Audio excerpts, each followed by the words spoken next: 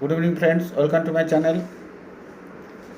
Today I will discuss about can a wife take some action against the husband who has just got ex parte divorce order from the court and he is going for second marriage.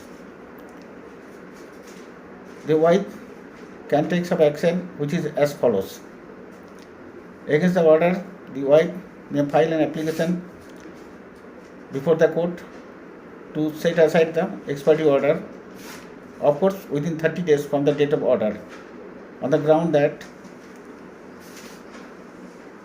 the notices were not served upon her and address was mentioned wrongly. File FIR under section 406 and 498A. If you file an application before the court to set aside the divorce order, the husband cannot able to remarry. Thank you. आप लोगों को video अच्छी लगी, like subscribe share कीजिए. Thank you once again.